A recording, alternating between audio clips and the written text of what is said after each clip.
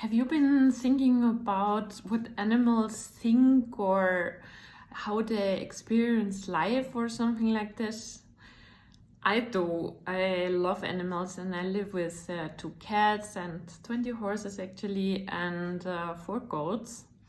And I think the more I go into this kind of yoga lifestyle and be more aware of myself, the more I realize somehow how deeply empathic these animals are. And I mean, especially in riding teaching, it's unbelievable. I know all my horses and I teach on them, and then I get new clients and guests, and it's just like I have a sense for them myself, what kind of humans they are, and of course what kind of problems they have and what kind of strengths they have. And then I see my horses respond to them, and it's just like mind-blowing actually. It's incredible how they, and also I know the character of the horse, and a little bit like humans, how this character of horse respond to that character of human.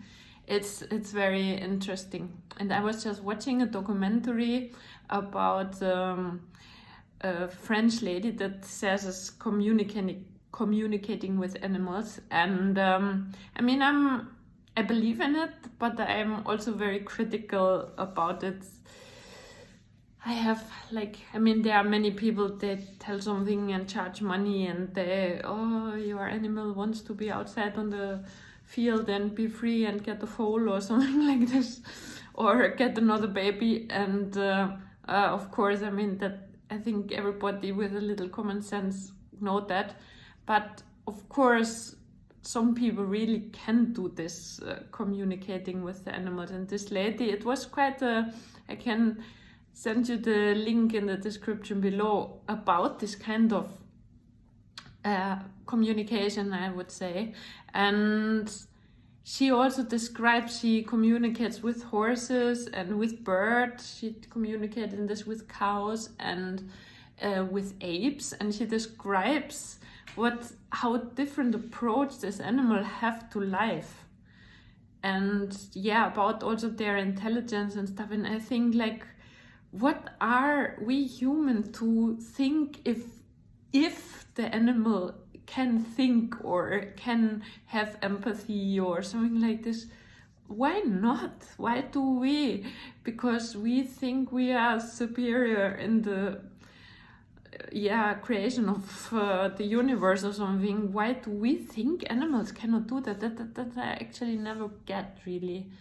I think, who dare are we to think that only we can do this kind of things? And maybe one man that was also making researches about this, he said, I think of course humans are animals too, but we are the only animals that think that we are not animals. I think there it's quite the right approach. So for example, there in this documentary it came also clear how much pets respond to the emotions of the person that he is with. And that I also realize a lot when I travel around and teach people abroad with their horses, and I see they have some issues going on in life, and then for example the animal gets sick. That's very common actually, and you can see there is a psychic trouble that the person is in, and then the horse get a physical issue, a little bit maybe related to the psychic trouble that the person have. It's very interesting, and so I'm very sure about this. It's I just wanna have a little talk about, do you think of this? Do you think, what do you experience of your pets?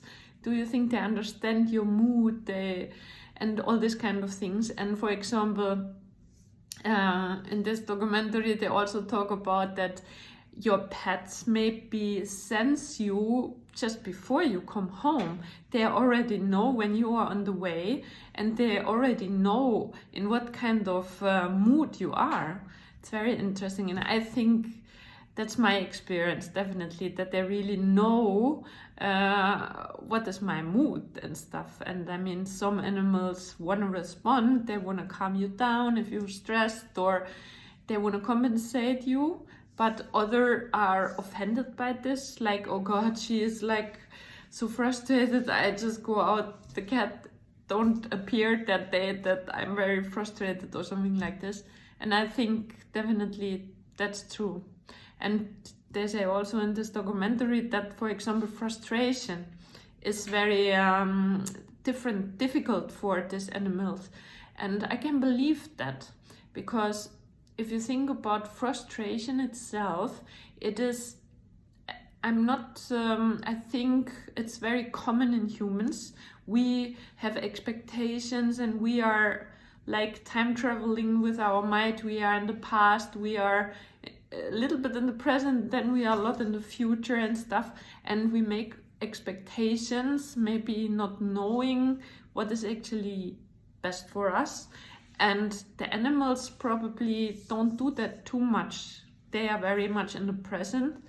And there's like some, like crows, for example, they see that they kind of, okay, if I use this kind of tool, I can get this. So they predict a little bit the future, the near future.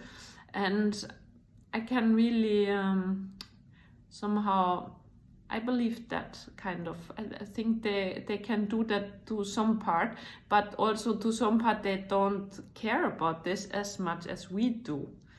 And all this anxiety thing that we are putting up, that maybe especially now the media is putting up in us, animals are of course free of that kind of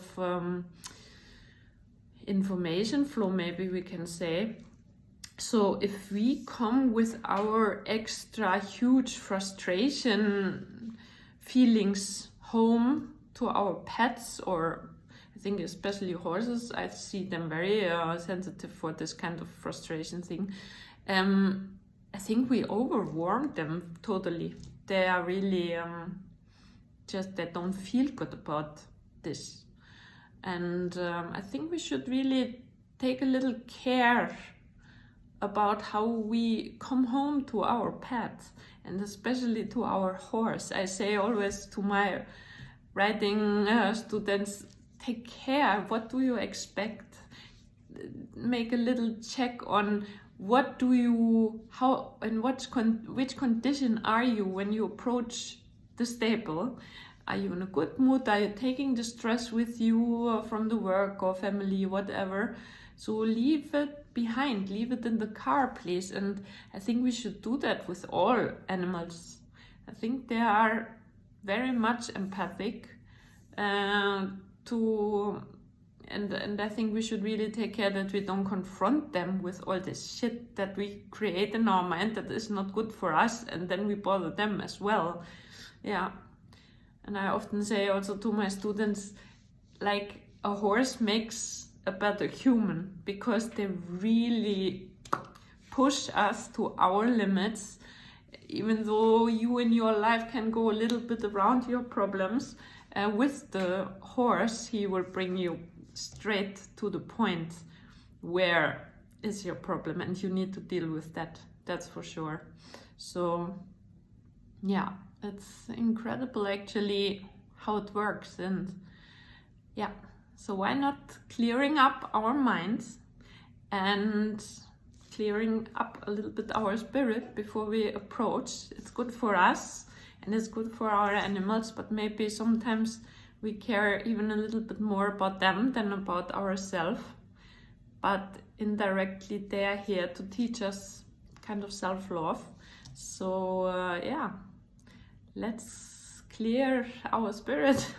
And it's just maybe a little bit of breathing exercise, get rid of tension, stress, all negative feelings, and then settle down, go in the present, go in your heart, feel where you belong and what you are yourself, and then you can shine from the inside out and yeah, come home and come to your animal, to your horse, whatever, with a clear spirit. I think that is good for everybody. Okay, have a good day.